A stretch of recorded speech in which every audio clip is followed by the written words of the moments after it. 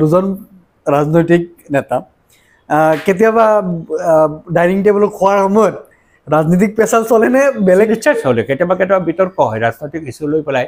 কাৰণ যেতিয়া ৰাজনৈতিক সিদ্ধান্তবিলাক আমাৰ পাৰ্টীয়ে লয়, আমি তাতে অংশীদাৰ হওঁ, নিজৰ পৰস্পৰৰ মাজত হয়তো ডিমত থাকে, ডিমত থাকিলে বিতৰ্ক হয়। আৰু এইটো ক্লিয়াৰ কৰাৰ কাৰণে যথেষ্ট আলোচনা কৰিব লগা হয়, তেতিয়া ডকুমেণ্ট চব আনিব লগা হয়, তেনেকুৱা হয়। কাৰণ তেনেকুৱা নহ'লেতো নিৰ্জীৱ মানুহৰ সংঘাত হ'ব, নিৰ্জীৱ মানুহৰ সংঘাত নহয়, আৰু এপলিটিকেল হ'ব কথাটো। আপোনালোকৰ যিটো নন পলিটিকেল তেনেকুৱা হৈ যাব। এইটো এপলিটিকেল মুঠেই নহয় সংঘাত, ভাত খোৱাতেও হয়, এনেও হয়, তেনেও হয়।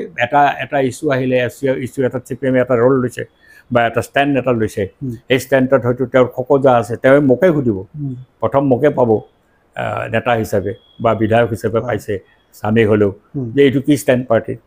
তেওঁৰ যদি ডিমত থাকে কয় মই